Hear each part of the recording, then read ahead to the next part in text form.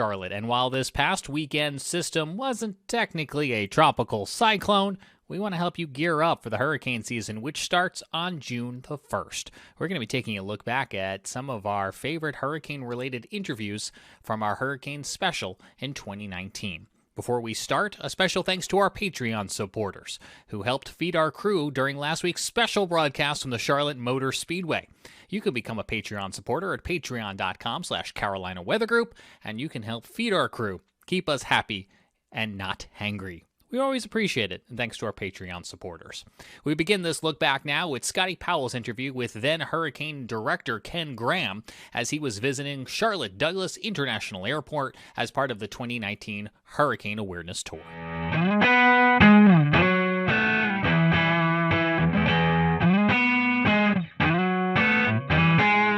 We are headed to Charlotte, North Carolina today to take part in the Hurricane Awareness Tour. Evan? Yep. Hurricane Hunter is going to be there along with several meteorologists from the National Hurricane Center.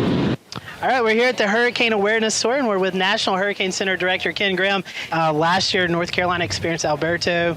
We had Florence, even some touches of Michael with heavy rain. So as you guys just finished your review of those events, tell us about some of the crazy stats that you saw come out of Florence with the heavy rain threat. Yeah, it's interesting when you look at it because the actual track forecast was pretty much right on track. We did a great job with the track. The intensity forecast is still tough. I mean, we were underdoing it at the beginning, and then we overshot the intensity forecast towards the end. So we still struggle with this whole intensity problem. But here's the deal. Despite the intensity, the impacts were the same. Even with the winds coming down, the impacts didn't change at all. Storm surge. Think about this. 100 miles inland, we had the highest values of the storm surge. I mean, that's something that we talk about. It's not just a coastal threat, it's inland. And that was predicted 4 days ahead of time. The rainfall forecast, almost perfect 5 days ahead of time. So what's happening here? We got good forecasts, but we still have people in the water. So I think there's this other component that we have to talk about it, and it's behavioral and social science, getting that information into the forecast as well, and so we can communicate the best we can to get a good response. Not only did it bring along the rain, but it also brought gusty winds. In fact, there was a lot of wind in lots of places that don't experience hurricane winds. We caught up with Eric Thomas earlier this summer at the National Hurricane Awareness Tour. Eric reflects back on what he remembers as Hugo was bearing down on Charlotte, North Carolina. You know, I got here in the fall of '88, and in November of '88, they had that F4 tornado up in Raleigh, and next thing I know, I barely got my feet on the ground, and I'm in a helicopter flying over this tornado damage and thinking, oh my goodness, what have I gotten myself into? So I got through that, and then '89 rolled around, and here comes Hurricane Hugo. And I have to tell you, we were woefully under-equipped back then in the weather department. We actually, when I got here, I was the first meteorologist to ever work at WBTV. So at the same time that I got there, they were feverishly trying to bring in the weather equipment that would allow me to really do my job as a meteorologist. So at that point, we really didn't have any real analytical equipment. So I was a slave to just this little sheet of 1 page of surface weather maps from AccuWeather to kind of like look at this and go, oh, gee, there's a cold front, there's a warm front, and that looks like a hurricane, you know. And so, I mean, we had the little 300 baud weather ticker back then, you know, tick, tick, tick, tick, tick, tick, tick, tick, you know, bringing up the data. And so, but to their credit, you know, AccuWeather, as this storm was getting closer, you know, was letting us know, look, this thing has got a very fast forward speed. It was like coming into the coast at around 35, 40 miles per hour. And the problem with that is you got a Category 4 hurricane down there, and this thing is going to be up in Charlotte, you know, within 4, 5, 6 hours. That's not much time for a Cat 4 to spin down, is it? Right. And so we were warning people, look, this is going to be different than most of the coastal hurricanes in the past. And we were feverishly trying to tell people to tie everything down, get ready, this is not going to be good. Even with that, though, we had no idea that it was going to create the amount of destruction that it did. I remember when the first light came up, and I was there all night, and we looked out the windows out of the radio station that we have there, and my jaw just dropped because it seemed like there must have been 95, 100 pine trees that were just mowed down. It looked like Godzilla had come through. I mean, it was unbelievable. And then, of course, the rest is history. You know, we've always heard about how people were without power for 3 weeks. You hear the sounds of chainsaws buzzing in the air, you know, week after week. I remember when I was trying to get home that day, and it took me a long time to get home because of all the blocked roads, that, you know, the very first intersection that I came to, right at the bottom of our hill, there was a National Guardsman there with his M16 machine gun, you know, in the intersection. And that's when it really hit me. I thought, you know, it feels like I am in a war zone here. And that's what it was, you know, with just the complete destruction of the infrastructure around Charlotte, and all the trees down, the roads blocked, stores closed, nobody could get gas, you know, and it was just really intimidating, you know, to be a part of that as a citizen. And then after that, of course, you know, all the cleanup and the recovery began. Very unique story from Eric Thomas. We also caught up with Larry Sprinkle at the Charlotte Douglas International Airport for the hurricane awareness story. And Larry tells us about what it was like covering Hugo while on the air, broadcasting to the many folks watching as Hugo bared down on Western North Carolina. And obviously, you know, this is going in my 35th year. I've seen and covered quite a few, but that one specifically impacted me directly because the morning that actually hit Charlotte, at the station we had a limited staff. We had 2 of us in the weather department, Steve Raleigh and myself, and just a nucleus of people to run the station. So there were, maybe 12 people at the most in the station. So they decided to lock a camera down in the studio. So the meteorologist is on air with a lockdown camera. Steve was taking a break, and I think it was maybe 4:20-ish in the morning. We'd been outside, inside. We knew that the run of the storm was hitting. And I'll never forget, the camera was like here in front of me. And off to my left is the main part of the studio. And so I'm talking, and I'm saying, we've had reports of wind gusts over 90 miles an hour near Shaw Air Force Base, winds over 70 miles an hour in Charlotte. And about that time, I could hear something off to my left, kind of a creaking sound. And then all of a sudden, I looked over, and about 500 pounds of ceiling came in right next to me. So the camera didn't pick it up, but I'm like this. The camera is here, but my eyes are like this. And part of the ceiling just caved in front of me. We've received gusts up to about 100 miles an hour, Shaw Air Force Base. I've been distracted because, as a lot of people are experiencing, part of our ceiling just collapsed in here. This is a very serious system. Back to you guys in the newsroom. So I went back to our news anchor at the time, Rick Jackson. And so Rick goes, his camera's back on him. He goes, Larry, let me ask you a question. Larry was on his hands and knees crawling. Took me 2 seconds to get out of the studio. But yeah, what happened was we had a big tower next to the building, a 1,200-foot tower. The guy wires that came down one snap, and about 1,000 pounds of it hit the roof. And so that pushed the ceiling into the studio. So I thought I was going to be the first weather guy to go in the act. But luckily I got that. But yeah, that's you know, you can't forget that. Absolutely, and obviously that hurricane was intense, but not just on the shore, but also inland. Places like Charlotte. For our viewers that don't know, why exactly was it that those strong winds made it so far into the planet? I mean, I think that atmospherically, you had everything in place it took. You had obviously a hurricane, Category 4 hurricane off the coast of Charleston.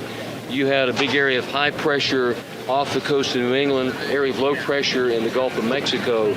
Those steered that storm right across Charleston, right into the Midlands of South Carolina, making that turn more to the north, right over Charlotte, then right over Hickory, and then just on a beeline up the Ohio Valley.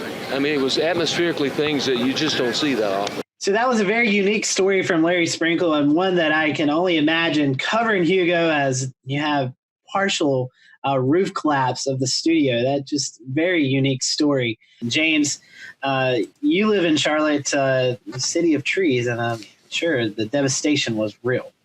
Yeah, you know, and I wasn't living here at the time, Scotty, but that's my understanding of it, having listening to Eric talking to Larry, not only at the airport, but at work each day, just talking about the impact that this storm had and the cleanup that followed. I'm still thinking about that image you had earlier in the show, Scotty, about the WSOC TV tower that just looked like it was bent over by a monster force. And I think that's evident of the impact that this storm had on not only metal, but trees across the whole region.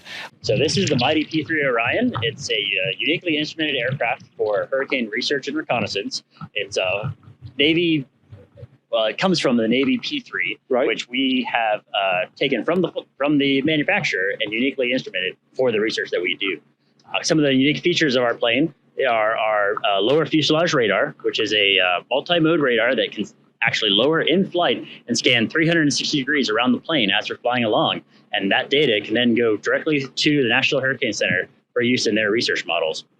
In addition to that, on the tail, we have the tail Doppler radar, which is a unique radar that actually scans vertically 360 degrees and takes a slice of the storm as we're flying through, both before and after the plane. So by taking 2 scans, it actually allows us to do a 3-dimensional view of that storm as we're flying through it and measure those updrafts and downdrafts of the storm and measure those dynamics, which goes towards predicting the strengthening or weakening of that storm. That's awesome, man. How many of these do you guys have in your fleet? We have 2 P3s. This one's Kermit the Frog, and his partner, Miss Piggy, is at home getting ready for the hurricane season. So this radar underneath our plane is our multi-mode radar, and that actually can lower in flight. That whole radar dish lowers below the plane to clear it from any interference of the plane, and can scan 360 degrees around as we fly. So it's just like the radar that you might have on your phone or that you might get from the National Weather Service. And it's a X-band radar, which is a highly detailed radar for close range measurements. So with that, we've actually just incorporated that into the plane within the last couple of years. And as we're flying into these storms, what we're seeing is that additional detail that's provided by that new radar is allowing us to see never before seen mesovortices within that eye wall that help explain why certain areas of that storm are more violent than others. What's one that really stands out to you? Well, your first mission is always special. So my first mission was Hurricane Cristobal back in 2014. And that one was unique in that it was a small tropical storm that increased to a hurricane. It didn't really impact the United States, but for whatever reason, that storm had more lightning than I've ever seen in my life. So flying through that storm, it was like going through a disco ball with all that lightning going on. The other more unique one that really impacted us was Hurricane Irma. So we flew that storm as it went north of Cuba and went through the Caribbean. And as it was starting to threaten our home in Lakeland, Florida, that one was a strong, beautiful Category 5 storm, but we were flying it straight to our own home. So our forecast was dictating how that prediction was turning either the West Coast or East Coast of Florida and how it was going to impact our home. So we fly the mission, then go home and prepare ourselves. And you bring up a good point. And, walk us through what it's like in the day of a NOAA pilot, from the time that there's a storm recognition to, hey, we may need to deploy on this storm and to the actual launch. Absolutely. So the National Hurricane Center is constantly monitoring the pressure systems as they go across the Atlantic. And when they identify something that has the potential for development, they'll start tasking us through CARCA, which is one of their partner organizations with the Air Force. So they'll dictate who gets to go where and launch us out into the storm. Oftentimes, we'll pre-deploy out to Barbados or St. Croix in order to get further out into the Atlantic and catch those storms even earlier. Once we do that, we'll typically try to do 24-hour operations, which for one plane, if we have that out there, we'll do 2 crews and launch typically once every 12 hours. Our typical mission flight is about 8 to 10 hours long. So we'll fly out for 8 to 10 hours, land, refuel the plane, get a new crew going, and do it right again. One last question here. Once you break into that eye wall and you penetrate and you get in there and you see that stadium effect, personally, what is it like for you to see that? I tell you what, it's quite the contradiction in that stadium effect really only happens in the most severe Category 5 storms. Some of those Category 2, 3, 4 storms, they still have a lot of thunderstorms in the middle. So even as you break through into the eye wall, right, you may still have to be ducking and diving some of that internal convection. But that Category 5 stadium effect is pretty awesome. You don't get to see that any other time. That's awesome. Thank you so much for your time. Absolutely. Thank you. Yes, sir. Major Dunn, and you're with the 53rd? Yep, pilot on the 53rd, on the WC-130. Okay. And how long you been a pilot? Been a pilot since the early 2000s. Flew Black Hawks in the Army first. Right. And then made the switch to WC-130s about 7 years ago. What made you want to switch from rotor wing to fixed wing? Well, the Army's a good place for a while, but that's a young man's game. Right. I was hoping to fly C-130s. The Hurricane Hunters were right down the street. They had an opportunity, so I took it. So it's been never looked back. Now, when you guys, get ready, mission ready, once tropical season comes around, how does your schedule work as far as, from the time that you guys may have to go recon a storm to actual launch time? Yeah, great question. We have an agreement with the National Hurricane Center. We have a 16-hour response time. So basically, you're sitting around. The plan of the day, the pod is what they call it, comes in and says, hey, we definitely want y'all to go fly. So depending on where the storm is, we're taking off and going to fly it that very next day, and we'll fly it till the storm dies out. If it's in Hawaii, that obviously takes a couple of more days to get there. So they'll usually give us a couple of days response time. We definitely want you to get out there, and we'll load 3 airplanes, crews, and people and go. But it happens pretty quick. If you've never seen it, new people that'll come in, it looks like mass chaos and doesn't look very organized, but it seems to work. It's just how it is. Now, your average missions that you fly, I know that's going to be really dependent on where the storm is, but you go out to the Caribbean or something. Walk us through one of those missions. Yeah, so a mission, the average mission is about 9 to 10 hours, depending on how far it is away. So we'll just use flying in. Let's use Hurricane Florence that came through last year. We moved to Savannah with 3 aircraft crews, and we were hitting the storm when it was about 6 hours away. So basically 5.5 hours to get there, a couple hours, and then fly back. So those missions were long, 12, 13 hours. So as it moves in, you can stay in the storm environment longer. Hurricane Florence, when it was hitting the coast, I flew it for about 7 hours on my last flight. As it was making landfall, they were concerned about how strong the wind was on the backside, so we continued to fly it all the way. Right. Now for Florence, were you guys launching from Bermuda or Savannah? Florence. So for Hurricane Florence, we moved to Savannah, so we started flying immediately off of Savannah. We knew, they basically, as soon as we flew it the first time, they made a projection, I think within 10 miles, they knew where it was going to hit. Wow. It's pretty accurate. That's incredible. Yeah. Now tell, for some of the viewers that don't really know a whole lot about airplanes, about your aircraft here. Yeah, so this is a WC-130J, C-130 coming off the assembly line. We add a few things to it, little pieces of equipment that make it a W. It's a big tank. The J variant is an upgrade. If you could see the props, these props, 6-bladed props. If y'all look at the NOAA plane later, it still has the 4 boat paddle props. Upgraded engines, 4,700 horsepower per engine, a lot of thrust. We can take off 165,000 pounds. If war was going on, the president could waive it to 175,000.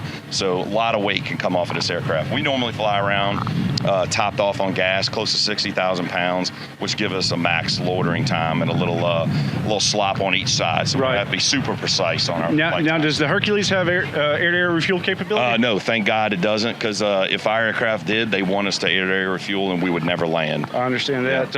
As far as some of the weather systems that you may have on board. Yeah, so the biggest thing for us, other than the meteorologists, them being the weather weapon, I'm gonna start calling them a weather weapon, but those guys themselves interpreting the weather and sending it back to the National Hurricane Center. We use a drop sign. Basically, a sign falls from the bottom of the aircraft about 2,500 feet a minute, and as it's falling, it's getting temperature, dew point, wind speeds, big thing. Pressure is the real big thing, and as it falls, it goes all the way to the surface, and it's sending information back. That's our go-to ticket. We have a couple of other instruments. The Smurf. I can lie to you, it's the Smurf. It's the Step Meteor. Yeah, it has a long acronym. It was built in Massachusetts by some really smart guys. But it's actually looking at waves and as they crash, and it's measuring temperature and gives us a wind speed. Really upper level cerebral stuff. Right. That's really